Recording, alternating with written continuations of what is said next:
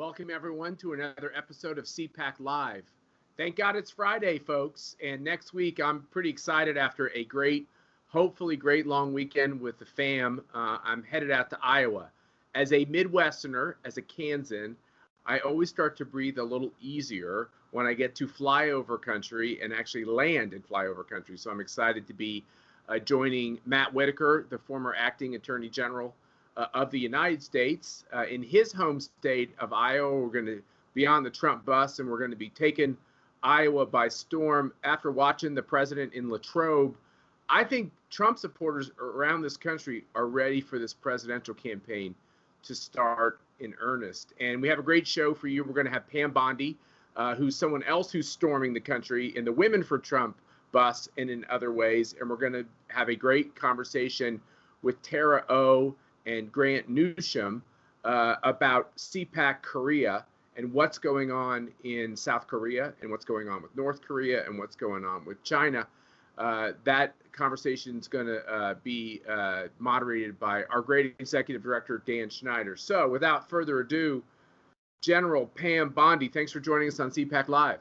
Thanks, Matt, and it's Pam. You know that, please. They all know you as Pam, but everyone has got to remember that you have these august titles like co-chair of Women for Trump. Are you having fun in that job? We are having so much fun, and I'm spending so much time with your much better half, Mercedes Schlapp. We have been to Wisconsin. We have been to New Hampshire, Maine, all over the place. Nebraska, Iowa. It's been really incredible, and you're going to enjoy your time there as well. Of course, I've been on that red bus with Eric Trump and Corey Lewandowski here in Florida. Then in a couple weeks, we're going to have the big pink bus down in South Florida.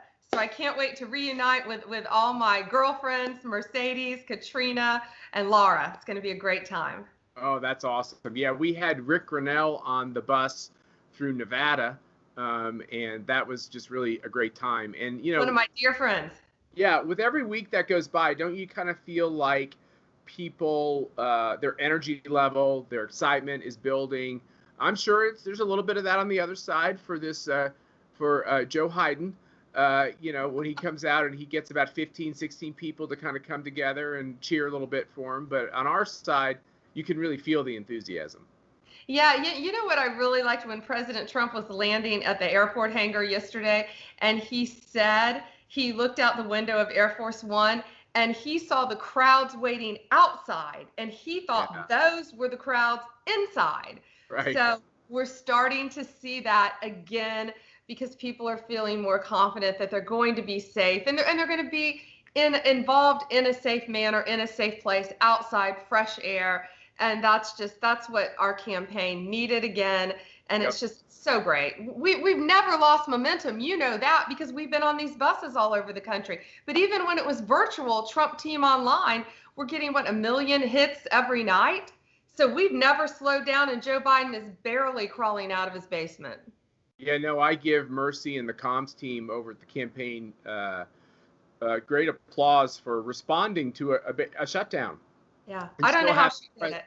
And still having a presidential campaign where, like you said, 1 million or 2 million views. I know I was watching because you just felt like you needed to connect with people, and I think people feel that today. You know, we had great news on the jobs front. We have unemployment now just over 8%. Most people on the left were saying unemployment would be well over 10% heading into Election Day. Clearly, Larry Kudlow is right. We're having a V-shaped recovery, and not all of America is even open yet. Some of these blue states are really dragging their heels. What do you think is happening in Florida? Do you really feel the economy's coming back? I do, and I think the president referred to it, Matt, as a super V. Is that what he called it? A super V, because it's coming back so fast, faster than anticipated. Only President Trump could come up with that one. Right. And it's true, though. Yeah, in Florida, thank goodness, now you're out, you're driving around. It's getting back to normal. I hate traffic, but it's a good thing now when we're seeing traffic on the road.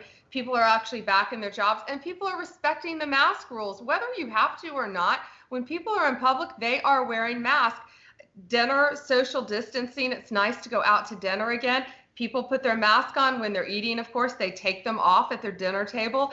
And it's really, really been great. And of course, we're blessed to be in Florida, so people are out exercising. You know, I train in the front yard with a trainer and two of my friends socially distanced apart. And it's working out great. It's a different way of life. Kids are back in school. And I think everybody's doing great here, and just praying for the best and praying for a vaccine really soon, thanks to Operation Warp Speed. Yeah, you know, my nephew is at the University of Notre Dame, and they've had some outbreak, but, you know, I haven't read about any of those kids actually getting sick, which is great news. They're back in the classrooms again. So I really praise them for hanging in there and not just canceling school, because these kids need to learn in a classroom environment. And I'm very excited. You know, my daughter Alyssa and the two youngers, as I call them, the littles. The babies. The littles will be in school here next week, and we're really excited about that. You know, fingers crossed, with the blessings of God, everything will be fine. But it really is psychologically such an uplift for my children to know that they can be back in school. That's important for kids. Well, you and Mercy have amazing girls. I mean, and I've been so blessed to have two of them on the bus tour with us to get to know them. And yeah, they're remarkable girls, and it's great for them to get back in school as all the kids in our country, slowly but surely. So, former Attorney General of Florida, somebody who understands what these cities are going through around the country, as you have these really lawless rioters, you know, just descending like they did on us as we were leaving the White House the other day after the president's acceptance speech. Here you are, co-chairman of Women for Trump. Our major cities are on fire. Even smaller cities like Kenosha are facing this violence. When you talk to women on these tours, what's their response to all this? Well, they care, of course, about our economy, just like men do, no differently than men do. They care about getting their kids back in school, but they all agree none of that works, none of it, unless we're safe to go to school, to go to work, to go to church, to do the things that we want to do. And we're looking, as you said, you know, out in these war zone cities. And yeah, we experienced it in Washington last week when we went to leave the White House, all of us. It was frightening. And, well, you know, what happened to Rand Paul was despicable. You know, something else, I just heard the liberal media, I think it was NBC, they were talking about, and it was something that happened last night or the day before, and they were saying the murders that happened during the protest, those weren't protests, those were riots, people. That's right. Those were riots. Those are not peaceful protesters. What we saw outside the White House, not peaceful protesters. That's right. When you're throwing things, when you have flamethrowers, when you have all this crazy stuff to hurt people, that when you're spitting on people, when you're shooting them birds and screaming in your face and throwing things at buses, that's not a peaceful protest. And, you know, look what happened, Matt, when President Trump sent in the National Guard to Kenosha. Lo and behold, all the violence stopped when he did that. Yet these liberals are saying, oh, we don't want the National Guard. Joe Biden is I really can't believe anyone, even a socialist who would want to be president of the United States would not be out there condemning Antifa and condemning what's happening and saying, yes, we want you, National Guard. We want to regain our cities. We want to retake our cities. We've got to get this war zone behind us, and they're not doing that. Yeah, no, that's right. You know, the propaganda arm of the Socialist Democratic Party is amazing. You know, I was involved in what is infamously referred to as the Brooks Brothers riot in Dade County during the 2000 campaign. There was a bunch of us associated with the Bush-Cheney campaign that literally went to where they had taken the ballots behind closed doors so that we could no longer witness the counting. Mm-hmm. And we simply were bringing attention to the fact that they needed to allow witnesses, both Republican and Democrat, to look at the ballots. That was called a riot. We were just chanting in the lobby of a public building. But these people are literally murdering people, burning down churches, ripping down statues, and that is a protest. Yeah. It's amazing, the propaganda arm, and I think the words they choose matter. They should matter. They should matter. I really was floored. I think it was NBC. It was one of the major networks, and they said, at the protest, all these people were arrested. I was like, wait a minute, that was not a protest. And the funny thing is, the graphic they were showing on the screen, Matt, it wasn't a protest. It was a riot.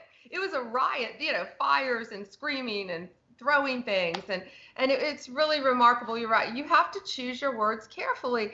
And well, I guess they are choosing them carefully to make it look like they're peaceful protests. And there's no way they can do that when they're not. And the other side there, we play fair and they don't. That's the nicest way to put it. Well, I always say only Republicans go to jail, and that seems to be the way it works. Poor General Flynn, they're just never going to let go of his ankle as he goes through the tortures of the damned to clear his name. And this is one of the president's counsels during impeachment. Nancy Pelosi, if Chuck Schumer gets a majority in the Senate, let's say Donald Trump wins this race, and I believe he will win. Don't you think they're just going to do all of this coup business, whether it's fake impeachment or whatever, all over again if she keeps that majority? Oh, of course they will. That's why all these seats are so very important to us, to the American people, and to the president.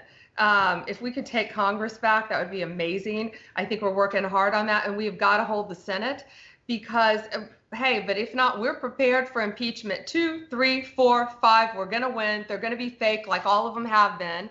And we're prepared. We're all prepared.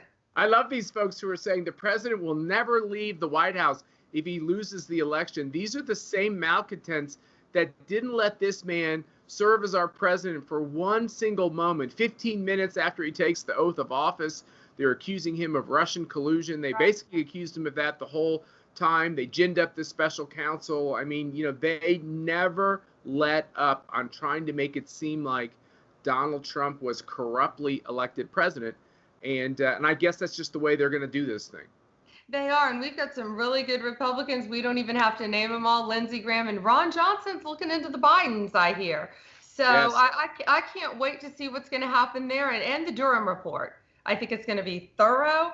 And, Horowitz didn't have prosecutorial power. No one seemed to get that when the Horowitz report was issued. But what he did was able to pass off great material to Bill Barr and now Durham. So I think the Durham report is going to be very telling, and I'm hoping it's going to be more than a report, especially since one of the lawyers has already entered a guilty plea, shocked for falsifying documents. If no one goes to jail over this constitutional outrage, it will happen again. It will. Mark my words, mark Pam Bondi's words. Now, I want you to know, Pam, we appreciate all you're doing. And after leaving the White House with you and John the other day, if I'm ever in this terrible situation of having to wade through a riot, I want to be with you again because you were really taking charge of the situation, shall we say. So thank you for keeping my beautiful wife safe. It was great to spend that evening with you. And Matt, the only reason I knew why is I've been attacked before at a movie theater. Of course. And I truly, when we were all walking out together, I saw flashbacks of that. Do you remember I kept saying, this isn't going to happen again. This isn't going to happen again.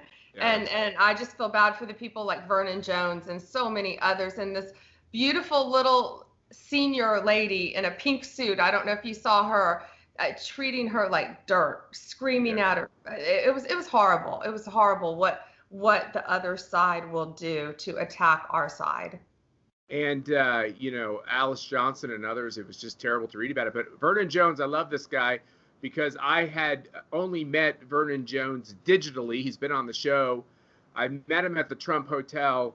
The man is a brick wall of 7 feet tall or something. He's a huge guy. Yes. And I saw all those mostly white kids, let's face it, going up to him and calling him these horrible names. And I thought, oh, they don't know. Please don't get Vernon Jones too upset. He was very might be able to defend himself. Vernon was so composed. I love that man. Vernon was so composed, and all he wanted to do, he wanted to get his guest in the hotel safely. And he stayed focused. He did the right thing. He didn't engage them, and so did Rand and his wife. I'll tell you what, Rand Paul's wife is now my new hero because she kept, I don't know if you've seen her, she kept saying when they said, oh, no, these were protesters. She said, these weren't protesters. I am convinced my husband and I would have been killed if the police hadn't come to protect us. No, it's really right. And look, it's a difficult moment for our country. Thank God we have a president who knows how to fight back. And I'm so thankful that people like you, Pam, are stepping up and doing your part as well, because literally the future of our country is at stake, because socialism means to simply chuck this whole idea of an American democratic experiment and start afresh. And I don't want to do that. And I know you don't either. And one of the things, Pam Bondi, we've done at the ACU is travel all around the world and work with other freedom fighters who are trying to push back on this idea of collectivism and statism, communism, Marxism, socialism. Here people like to say progressivism, whatever that means. Right. It's Socialism. it's a euphemism for socialism. And so we were able to re-engage with our great friends in South Korea. We had a great online Korea CPAC. And coming up next, we're going to have a great conversation with Dan Schneider and talk about what's going on over in Korea. So thank you, Pam Bondi. We appreciate you joining us. Stay tuned, everyone. Well, thank you all for staying tuned to this next section of CPAC Live. As you've seen, the left is very well organized and very well funded throughout America and also around the world. We've done CPACs overseas for a number of years now. And the one thing that we do see is how the radical left wants to destroy freedom in every part of the globe. So today we've got two special guests with us, Tara O, who's the president of the East Asia Research Center. And Tara is one of our fan favorites at CPAC. She's been with us the last couple of years at CPAC. And we also have Grant Newsham, who is a senior research fellow with the Center for Security Policy. Many of you recognize Center for Security Policy.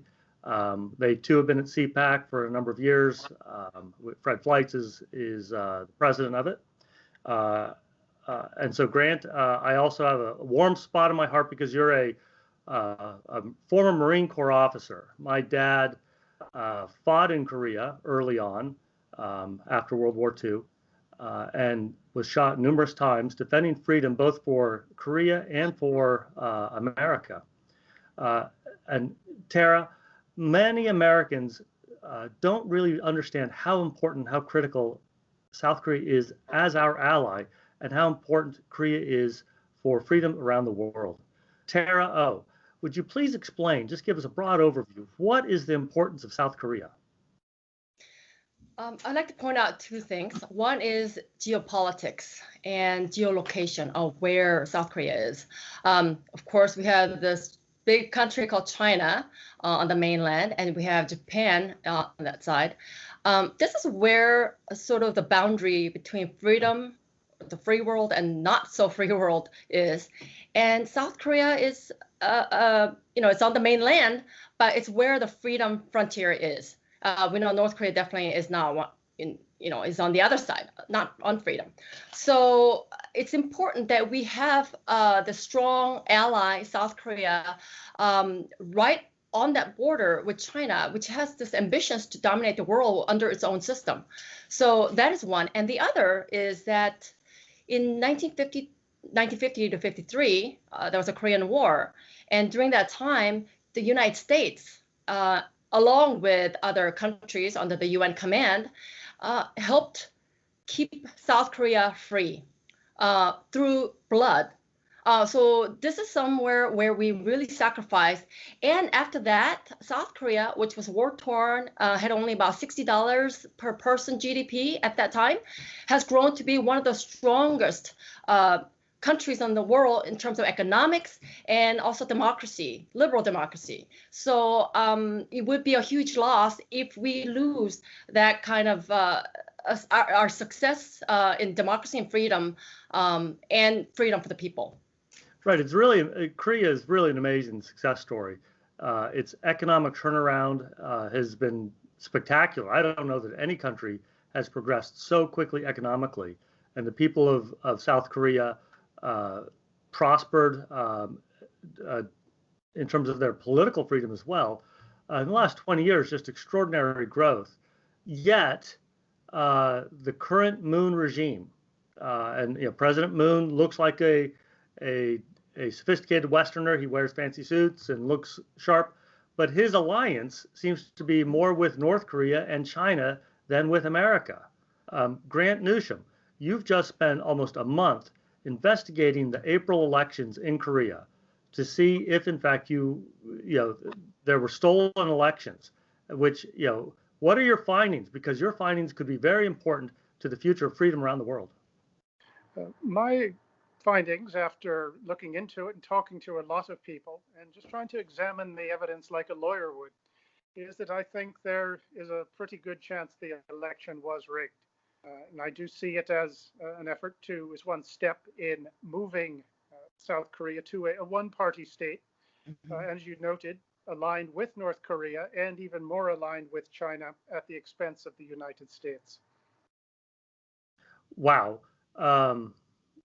Tara, if I'm sitting here conceptualizing South Korea almost like the old Berlin Wall, a wall, the Iron Curtain, where South Korea and Japan and America are on one side promoting freedom, and on the other side are the evil forces of communism and totalitarianism. And it sounds like the wall is being moved, that South Korea could be absorbed into the radical left. What is the significance if this progresses? It would be bad because it would give a huge victory for China. For China, South Korea is a big, I don't want to say it's like a prize, but it would be a major victory, especially because they're trying so hard to take over Hong Kong. And there's a lot of negative publicity and resistance towards that. But in South Korea, there's hardly any resistance because a lot of people just don't know that is in progress. And so that is very dangerous, but it also increases chances that South Korea could turn towards North Korea. Now, having said that, of course, the government, Moon Jae-in government is doing that, but the people they don't want to be a vassal state of China. So this is a very serious matter. Right. Well, so one of the things that South Korea is known for is technology, and that's where China's starting to really dominate. Americans just in the last year or two have really learned the name Huawei and Tencent, yes, and now TikTok. Grant, how are these giant social media companies and tech companies in China used, both for our elections or for the Korean elections, and what can we then learn about the threat that these giant tech companies in China pose to freedom around the world? Well, there's certainly been a lot of attention paid recently to the threat which these tech companies pose to the United States, to our allies, and really throughout the world. And so that's become much clearer than it ever was. And there's evidence in Korea that is part of the election that they were involved in capitalizing on the vulnerabilities of some of the electoral hardware, the electronic ballot machines, for example. So the technology in the case of the Korean election might be one of the tools that was used to shift the vote in ways that were just statistically and naturally improbable. I read the report by the renowned University of Michigan professor who looked at the numbers. He's not an Asian specialist, doesn't know Korea, but he's a statistician and he knows elections. And he wrote one of these very sophisticated, peer-reviewed journal kind of pieces, showing statistically that that these anomalies were so significant you can't explain them by any means other than intentional fraud. Grant, Tara, are you familiar with this study, and what can you explain a little bit better what this study means? So quickly, I did watch the Professor Mabane study. He used a forensics statistical model that he developed, and he used the data from the National Election Commission. And he ran it about 6 times, each time adding even more data to make it more robust. But each time it showed that election fraud has occurred. He defines fraud in a different way. But one thing that I was really surprised by was that there were more than 1 million votes that were manufactured and over 360,000 votes that were stolen from other candidates. It was a shocking study. And what is so disturbing to me is that some of the same Chinese companies that were involved in that are here in the US too. And we've got our own election in less than 2 months. We certainly know that foreign governments are always trying to disrupt the way of life in America, and they've been involved in trying to disrupt elections for decades. But this time, it seems like their efforts are more focused and more determined to cause mayhem in America, even just to cause doubt in America. That could really be a disaster in 2 months' time if Americans do not have confidence in how this election comes out. I know that both of you are Asia experts, but do you have comments on what the future of America looks like with all of this controversy? Well, I think in terms of pre-votes and electronic use of the electronic machine for vote counting is very dangerous, because when frauds occur using that kind of methodology, it's not observable to human eyes. Some are, but you have to be extremely vigilant. But most of them are not, because it just happens over wires, in ones and zeros. So in order to make the process transparent, when electronic system is involved, you have to take inordinate amount of measures, which I don't think that has been done. So really, the best way, really the most transparent way, is to go back to analog, the old-fashioned way. But if we are using electronic means, we have to insert some sort of test to see whether the outcome is valid. So, But I don't think we are there yet, and that's the problem. Yeah. No, I would say that first you really have to, one, believe it's possible. And it's funny that we're told throughout our daily lives to be aware of cyber theft and cyber intrusions, to have our virus software updated, have firewalls.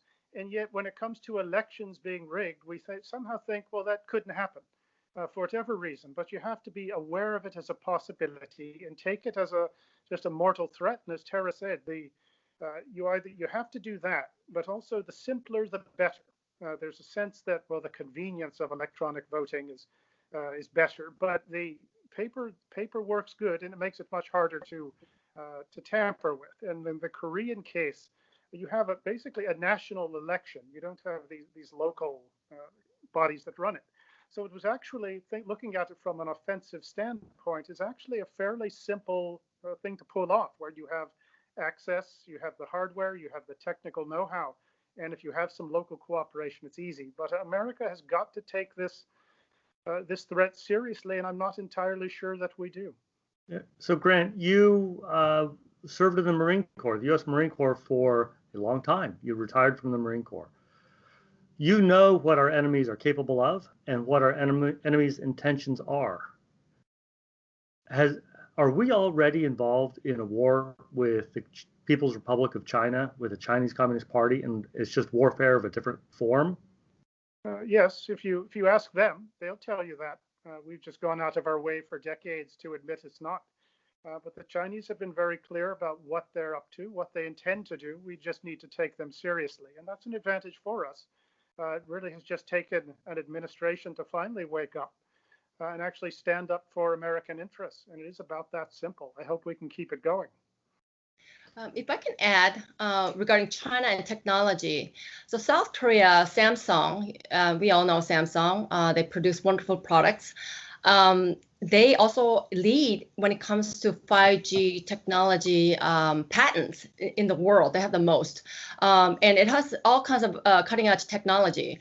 And currently, South Korean government has been investigating Samsung nonstop, from one agency to tax agency to all kinds of different places in order to harass. And right now, they are looking at putting Lee Jae-yong, who is the vice chairman of Samsung, in jail again. And they're doing this to press them. Now, this is what they have done in the past. You may have heard of the OLED technology for TV, that they basically, the ruling party made that information that came out of the court that was supposed to be secret and kept not public. They publicized it. They made it public. Basically, they gave that away free to China because Chinese companies start producing that several months later. And this is something that looks like not only are they trying to sort of take over Samsung, but they really appear to want to give all this advanced technology to China. And that is problematic because China really needs, for example, for Huawei 5G, it needs certain components from Samsung and other countries. And we, United States, have placed sanctions so that Samsung or other companies cannot sell those chips to Huawei. But if China somehow becomes owner of Samsung, then they can just take the technology. So again, it's yet another danger that I like to point out. Right. President Moon of South Korea is a radical. He is not our friend. He is a radical leftist. He is using the power of his police state to attack private enterprise, to attack private property, to attack the rights of the South Koreans to run their own government. This is a terrifying thing. Yet Americans still need to wake up to this threat, this danger. Grant, you've got one last question or comment? Yeah, it's a comment. And one thing that I noticed when I was in Korea was, and I'd noticed it even before, but I really got a closer sense of it, is the extent to which opposition to the Moon administration is being pressured. They have libel suits brought against them. They're being charged with interfering with the electoral process. And it reminds you very much of, say, Venezuela when Hugo Chavez took over, or Erdogan in Turkey. It is the degree to which the people who are speaking up are they're trying to silence them. And he's effectively taking his stiletto to free speech in Korea, and the foreign media doesn't seem to care much. Instead, they write stories about K-pop boy bands. But this is as serious as you can imagine. And I would note just how people in Korea who are speaking up about this are. This is like taking on old Richard Daley's machine in Chicago, but probably a bit worse, I should think. Well, Grant, Tara, thank you so much for your time. I'm going to close with the same way I opened. The radical left throughout the world is hell-bent on destroying freedom. They do not like when people can govern themselves. They do not like when people can choose what to do with their own property. They do not like when people can choose whether to go to church, to mass, to synagogue, to a temple. The radical left wants to destroy freedom, not only in the US, but around the world. We have to stick with our allies and our friends all across the globe, because to win, for freedom to win out, we have to know who our friends are and to fight with our friends against our enemies. Thank you so much for another edition of CPAC Live. Stay strong, stay healthy, and stay free.